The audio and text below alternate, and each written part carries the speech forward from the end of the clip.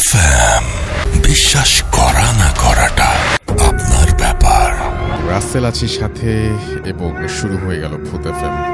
তো যাই হোক, আমরা চলে যাব ছোট্ট ঘটনা দিয়ে শুরু করতে চাই আজকের ভূত এফএম, যেটি একটা ইমেইলের মাধ্যমে পাওয়া এবং সেটি আমি পড়ে ফেলছি। যেভাবে পাঠিয়েছেন ঠিক সেইভাবেই পড়ার চেষ্টা করছি, আশা করছি আপনাদের ভালো লাগবে। আসসালামু আলাইকুম রাসেল ভাই, ভালোর দলের মানুষ আপনি, তাই কেমন আছেন আর জানতে চাইলাম না। এটাকে ঠিক ঘটনা বললে ভুল হবে, এটা আমার জীবনে প্রতিনিয়ত ঘটে চলা বাস্তবতা। আমার নাম মোহাম্মদ ইমরান হোসেন, যশোর জেলার অভয়নগর উপজেলার শঙ্করপাশা গ্রামে বাড়ি আমার। ঘটনাটা শুরু হয় 2003 সালে। আমার বয়স তখন 5 বছর। খুব দুরন্ত আর ছটফটে ছিলাম আমি। একদিন বিকেলে কিছু বন্ধুদের সাথে লুকোচুরি খেলছিলাম। জায়গাটা ছিল আমাদের পুরনো বাড়িতে, আর বাড়ির উঠোন থেকে 30-40 গজ দূরেই বাঁশবাগান, আর সেখানেই আমাদের পারিবারিক কবরস্থান, যেখানে আমাদের বংশের অনেক মানুষের কবর ছাড়াও অজানা অসংখ্য কবর দেয়া হয়েছে। যাই হোক, খেলার এক পর্যায়ে সময়টা বিকেল গড়িয়ে সন্ধ্যা হয়ে আসে। আপনি নিশ্চয় জানেন লুকোচুরি খেলার নিয়ম অনুযায়ী সব থেকে গোপনীয় জায়গাটায় লুকাতে হবে। আর তাই আমি আর আমার এক বন্ধু সিদ্ধান্ত নেই আমরা আমাদের পারিবারিক কবরস্থানে লুকোব। যেই ভাবা সেই কাজ, চলে গেলাম দুই বন্ধু মিলে একটা সদ্য নতুন কবরের পাশে। আনুমানিক 8 থেকে 9 দিন হয়েছিল কবরটার বয়স। কবরটার চারপাশে বাঁশের চাটাই দিয়ে ঘেরা, আর চাটাইয়ের ফাঁকে ফাঁকে খেজুর পাতার বুনন করা, আর কোনো প্রাণী যেন ওর ভেতর গিয়ে কবর খুঁড়তে না পারে সেজন্য। লুকানোর জন্য ওই নতুন কবরটার আড়ালে যেতে চাইলাম, কিন্তু আমার বন্ধু আমাকে যেতে নিষেধ করলো।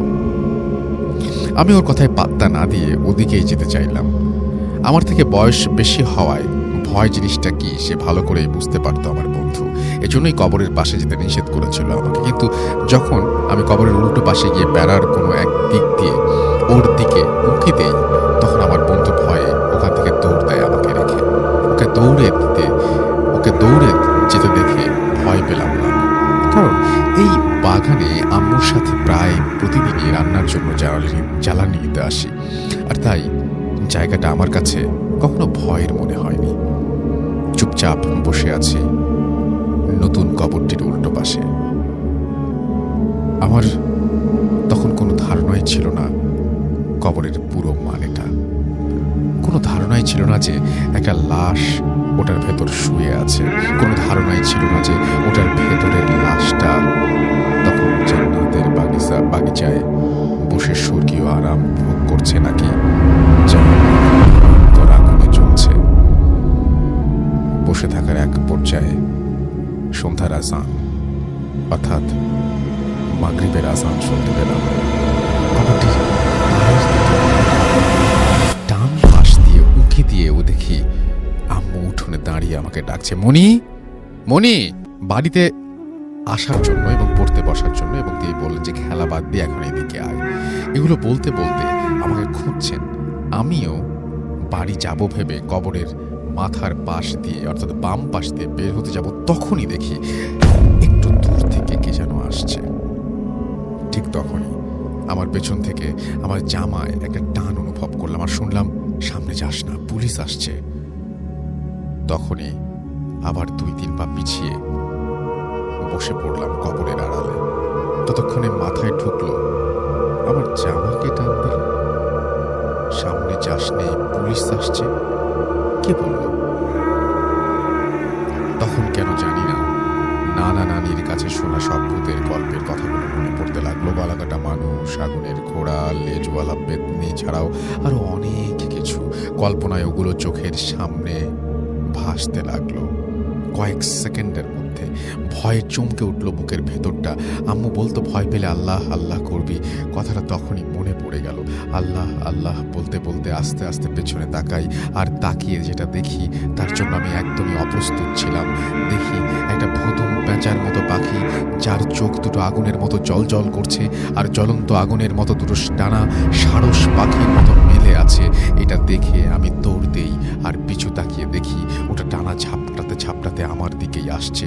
হঠাৎ সামনের দিকে কিছুর সাথে বাড়ি খেলাম, ছিটকে পড়ার ছোট একটা কোনো গর্তে ঝাপসা হয়ে এলো চারদিক।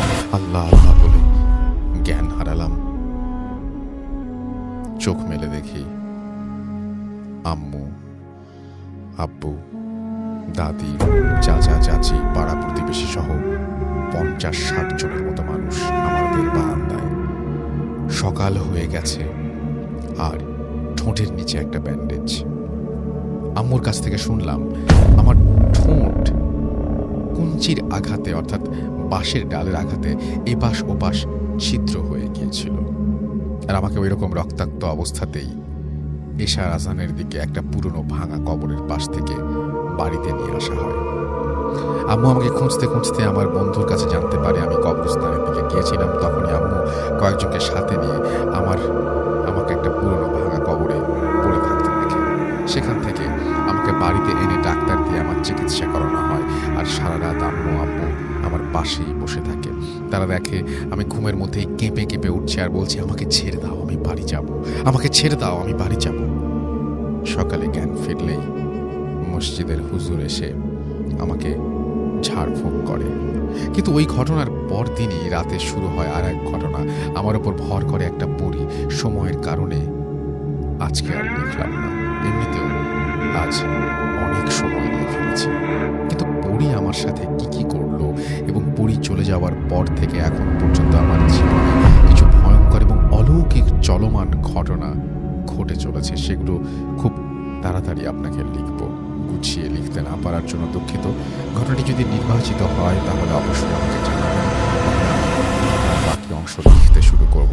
বর্তমানে আমি নোয়াপাড়া জাতীয় বিশ্ববিদ্যালয়ের অনার্স 2য় বর্ষে আছি। মোহাম্মদ ইমরান হোসেন এরপরে তিনি তার মোবাইল নাম্বার শেয়ার করেছেন। আশা করছি যে তার পাঠানো এই ঘটনাটি আপনাদের ভালো লেগেছে। আমি এখন সরাসরি চলে যাব। আজকে 3টা ঘটনা বলবেন। শুরু করি আপনার প্রথম ঘটনা। আসসালামু আলাইকুম। আমার ঘটনাটি শুরু করা যাক। একদিন আমার ফুবা শহর থেকে আসছে, গ্রামে সে ঘুরতে আসছে। তো গ্রামের এই ক্ষেত দিয়ে ঘুরতেছে, ইরি ক্ষেত দিয়ে।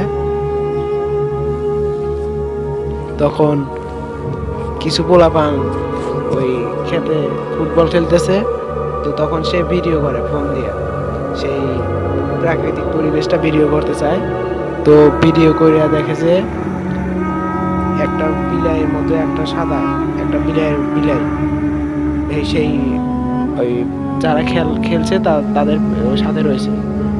তো সে ফোন সরানোর পরে দেখে যে সেই বিলাইটা নাই। তারপরে আবার ফোন ক্যামেরাতে দেখে, তো দেখে ক্যামেরার ভিতরে সেই বিলাই রয়েছে। তারপরে সে কিছুক্ষণ দেখতে দেখতে দেখে বিলাইটা বড় হয়া সাদা তার মতো হয়া সেই ছেলের পিছনে দাঁড়ায়। তারপরেও সে কিছুক্ষণ ভিডিও করে, দেখতে দেখতে দেখে ওই বিলাইটা একসময় সাদা অদৃশ্য হয়ে যায়।